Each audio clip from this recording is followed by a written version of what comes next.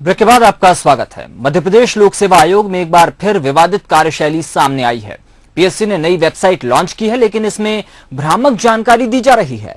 अभ्यर्थियों की मदद के लिए वेबसाइट में कॉल सेंटर का जिक्र किया गया है, लेकिन नंबर दे दिया गया है सीएम हेल्पलाइन का। हकीकत में पीएससी के पास कोई कॉल सेंटर है ही नहीं।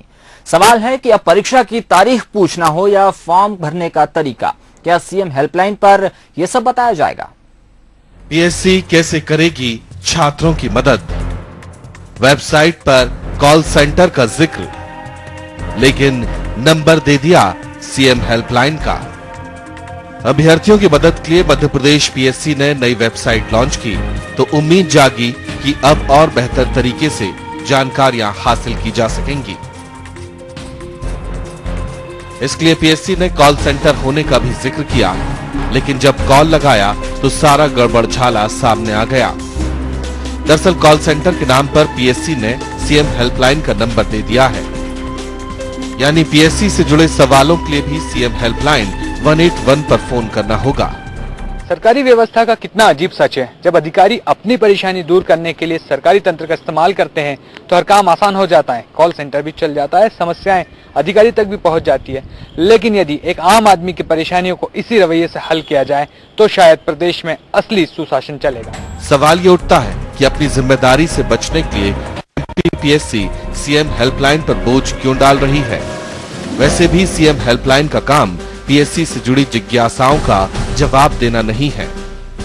अभी तक हम बच्चों को प्रश्न पत्र, सिलेबस इत्यादि उपलब्ध जो कराते थे वो पूरे नहीं मिल पाते थे। अब हमने निर्णय लिया है कि सभी प्रश्न पत्र, सभी सिलेबस, सभी मॉडल आंसर ऑनलाइन अवेलेबल रहेंगे।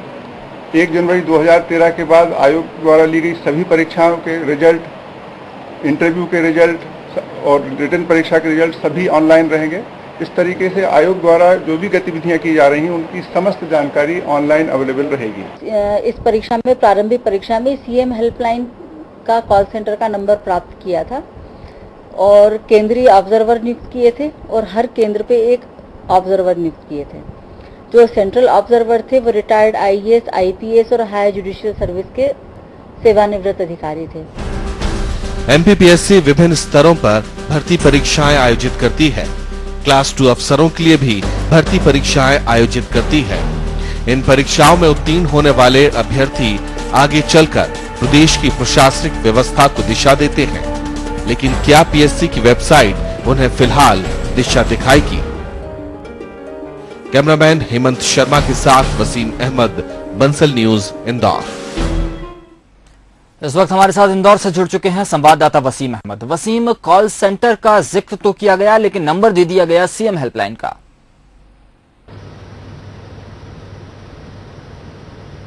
जी हाँ निशांत, असल में बहुत अजीब सी बात यह है कि सीएम हेल्पलाइन का ही जिक्र क्यों किया गया। तो इसके पीछे साफ वजह सामने आती है कि पिछले सालों में, पिछले दिनों में जिस तरह पीएससी की कई बार किरकिरी हुई है, कई बार पीएससी गलत प्रश्न पूछ के बोनस अंक देता है, बाद में उसे वापस ले लेता है, यानी हर बार अजीबोगरीब निर्णय लिए। तो उसी तरह का ये भी निर्णय है। इसमें सीएम हेल्पलाइन का जो जिक्र है वो, उसके बारे में अगर हम बात करें विशेषज्ञों से, तो ये बात समझ में आती है कि कहीं ना कहीं पीएससी अपने ऊपर लगे दागों को धोने के लिए एक अच्छी छवि का इस्तेमाल करना चाहता था। और सीएम का जो अभी जो सीएम हेल्पलाइन का जो मकसद था, या सीएम की जो छवि है, सीएम शब्द का जो प्रभाव है, उसका इस्तेमाल उसने किया ताकि लोगों को ये लगे कि पीएससी को लेकर यदि कोई भी परेशानी है तो सीएम हेल्पलाइन पर बात करेंगे तो उनकी सारी समस्या हल हो जाएगी।